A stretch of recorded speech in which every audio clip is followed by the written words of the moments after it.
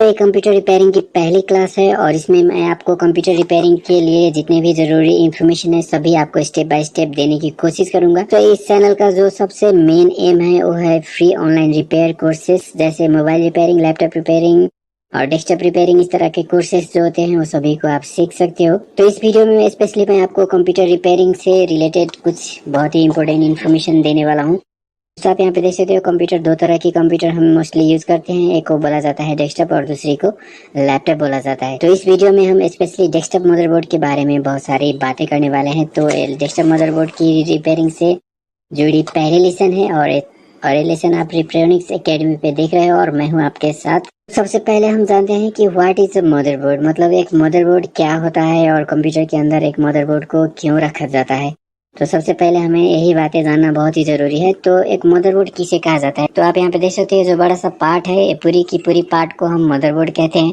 मतलब हर एक कंप्यूटर के अंदर इस तरह का एक बोर्ड को रखना बहुत ही जरूरी होता है। तो डेस्कटॉप कंप्यूटर में इस तरह का जो मदरबोर्ड है वो क्यों रखा जाता है और इसका जो मेन फंक्शन है वो क्या है, उसकी इन्फॉर्मेशन पहले हम लेते हैं। तो दोस्तों सबसे पहले हम इस मदरबोर्ड का जो मतलब स्ट्रक्चर है उसको जानते हैं। जैसे आप यहाँ पे देख सकते हो इस मदरबोर्ड के अंदर एक बोर्ड रखा गया है। ये जो पार्ट है, अब ग्रीन कलर का जो पार्ट देख रहे हैं पूरी पार्ट, तो ये जो बोर्ड है वो एक फाइबर ग्लास नाम का मटेरियल से बना होता है। तो ये एक तरह का ग्लास है जिसे फाइबर ग्लास बोला जाता है और ये जो ग्लास है वो अनब्रेकेबल होता है, मतलब इतना जल्दी ये फूटता नहीं है। और जो नॉर्मल टेम्परेचर होता है जैसे मतलब 1000 डिग्री सेंटीग्रेड तक का टेम्परेचर को भी आसानी से सह लेता है। मतलब तो इस तरह का मटेरियल इसके अंदर क्यों यूज किया जाता है दोस्तों, तो इस तरह का मटेरियल यूज करने का जो मेन रीजन है वो क्या है कि आप देख रहे हो बहुत सारे पार्ट्स इसमें मतलब सोल्ड किया गया है। आपको मैं पीछे इसको टर्न करके दिखाता हूँ। बहुत सारे इलेक्ट्रॉनिक्स कंपोनेंट को इसके अंदर इस तरह से सोल्ड किया गया है। तो सोल्ड करने के लिए इसको गर्म करना जरूरी होता है और इसके अंदर जितने भी और सारे आईसीज और बहुत सारे मतलब पार्ट्स है सभी को मतलब रखने के लिए इसको हीट करना जरूरी होता है। तो ये बोर्ड बनाने के लिए अगर कोई नॉर्मल प्लास्टिक का यूज किया जाता है तो प्लास्टिक को गर्म करने पर वो मतलब पिघल सकता है। इसीलिए मतलब इस बोर्ड को बनाने के लिए एक ऐसा मटेरियल का यूज करना जरूरी होता है जो मतलब नॉर्मल टेम्परेचर से पिघले नहीं और जल्दी टूटे नहीं।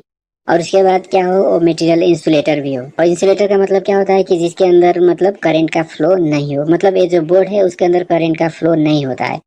लेकिन इस बोर्ड से जितने भी पार्ट्स हम जोड़ते हैं सभी का जो डेटा होता है और सभी के अंदर हमें वोल्टेज को फ्लो कराना होता है। तो उसके लिए क्या किया जाता है, इस बोर्ड के अंदर मतलब सर्किट को डिजाइन करके प्रिंट कर दिया जाता है। आप यहाँ पे देख सकते हो बोर्ड के अंदर मतलब बहुत पतली पतली सी लाइनें आपको दिख रहा होगा। तो ये जितने भी लाइनें बनाई गई है वो सभी मतलब डेटा और जो मतलब पावर सिग्नल्स होते हैं सभी को कैरी करने के लिए बनाया गया होता है। मतलब जो भी पार्ट्स हम इस बोर्ड से कनेक्ट करते हैं तो सभी एक को एक दूसरे से कनेक्शन करने के लिए इस तरह का जो डिजाइन मतलब सर्किट होता है उसको बोर्ड के अंदर प्रिंट कर दिया जाता है। जिससे क्या होता है कि जो डेटा सिग्नल्स और पावर सिग्नल्स होते हैं वो बहुत आसानी से एक पार्ट से दूसरे पार्ट तक ट्रैवल करते हैं। तो दोस्तों इसीलिए मतलब एक मदरबोर्ड को एक फाइबर ग्लास से बनाया जाता है जिससे ऐसा। तो मदरबोर्ड का जो बोर्ड है उसमें फाइबर यूज करने का जो मेन रीजन होता है वही होता है। सबसे पहला रीजन है इंसुलेटर है, दूसरा जो रीजन है वो कम हीट से पिघलता नहीं है और जो तीसरा रीजन है वो अनब्रेकेबल होता है, मतलब इसको जल्दी हम आसानी से तोड़ नहीं सकते। मतलब ज्यादा फोर्स अप्लाई करने पर ये टूट जाता है लेकिन मतलब बहुत आसानी से मतलब सिंपली ये ब्रेकेबल नहीं होता है। इसीलिए किसी भी डिवाइस का जो मदरबोर्ड होता है उसके अंदर फाइबर ग्लास का यूज किया जाता है। तो ये हो गया मदरबोर्ड का कंस्ट्रक्शन और इसके बाद हम समझते हैं कि इसको मदरबोर्ड क्यों बोला जाता है, इस बोर्ड को हम मदरबोर्ड क्यों कहते हैं। तो इसको मदरबोर्ड बोलने का जो सबसे बड़ा रीजन और सबसे मेन रीजन ये है कि मतलब कंप्यूटर का जितने भी पार्ट्स होते हैं सभी को हम इसी बोर्ड के अंदर कनेक्ट करते हैं। मतलब इसी बोर्ड में आप देख सकते हो बहुत सारे कनेक्टर इस तरह से बिल्ड किया गया है। तो सभी पार्ट्स जो कंप्यूटर के होते हैं सभी को हम इसी से जोड़ते हैं और इसे जोड़ने के बाद ही वो पार्ट क्या होता है कंप्यूटर या सीपीयू से कनेक्ट हो पाता है। कंप्यूटर के जितने भी पार्ट्स होते हैं सभी को हम इसी बोर्ड से जोड़ते हैं, इसीलिए इसको मदरबोर्ड या मेन बोर्ड या सिस्टम बोर्ड भी बोला जाता है। तो आप देख सकते हो इस बोर्ड के अंदर सारे कनेक्टर्स को इस तरह से बनाया गया है जिसमें हम मतलब कंप्यूटर के जितने भी पार्ट्स होते हैं सभी को आप बहुत ही आसानी से कनेक्ट कर सकते हैं। और ये सारी कनेक्टर्स के बाद आप देख सकते हो मदरबोर्ड के ऊपर कुछ आईसीज लगे हुए हैं इस तरह से। आप यहाँ पे देख सकते हो आईसी है और यहाँ पे भी देख सकते हो यहाँ पे भी आईसी है और इस तरह का एक पार्ट है आप देख सकते हैं यहाँ पे, इसको चिप बोला जाता है और इसका जो नाम है वो साउथ ब्रिज है। और इसी तरह का चिप इसके अंदर भी होता है जिसको नॉर्थ ब्रिज बोला जाता है। और यहाँ पे जो आप पार्ट देख रहे हो उसे प्रोसेसर बोला जाता है।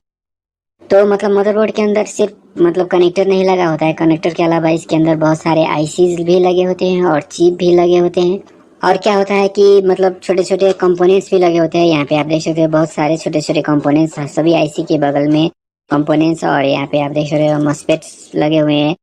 तो मतलब बहुत सारे इलेक्ट्रॉनिक्स कंपोनेंट भी लगे होते हैं, आईसी भी लगे होते हैं, कनेक्टर्स भी लगे होते हैं, और मतलब मदरबोर्ड के अंदर सर्किट भी प्रिंट किया गया होता है। और मदरबोर्ड का जो मटेरियल है वो भी मतलब हाई टेम्परेचर को सहने वाला और अनब्रेकेबल टाइप का मटेरियल यूज करके बनाया गया होता है। तो दोस्तों ये था मदरबोर्ड का कुछ बेसिक बातें, मतलब मदरबोर्ड क्या है, कैसे बना होता है, और इसके अंदर किस तरह के पार्ट्स लगे होते हैं। और जो इससे अगले वीडियो है उसमें मैं आपको मतलब जितने भी कनेक्टर आप यहाँ पे देख रहे हो, तो सभी कनेक्टर्स का काम क्या है, मतलब कौन सा कनेक्टर किस काम के लिए यूज किया जाता है और कितने पिन होती है। जैसे ये जो कनेक्टर है उसे PS2 बोला जाता है, इसमें कितने पिन होते हैं और सभी पिन का काम क्या है, और इस पिन से जो सिग्नल निकलता है वो मतलब मदरबोर्ड के किस आईसी में जाता है, और उसके आईसी के बाद का मतलब इसका कौन सा सर्किट होते हुए मतलब प्रोसेसर को पहुंचता है, और प्रोसेसर किस तरह से काम करके उसको फिर आउटपुट में सेंड करता है। तो सभी इन्फॉर्मेशन आपके लिए बहुत ही जरूरी है, तो सभी इन्फॉर्मेशन मैं आपको दूंगा, लेकिन उसके लिए आपको अगले वीडियो का इंतजार करना होगा।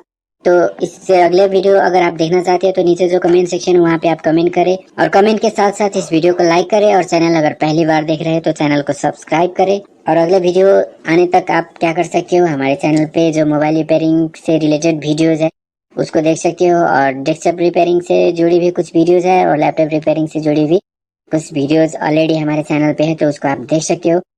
तो अगले वीडियो में मैं आपको मदरबोर्ड का डिटेल इन्फॉर्मेशन दूंगा, उस वीडियो को मिस नहीं कीजिएगा। इस वीडियो को देखने के लिए बहुत बहुत शुक्रिया।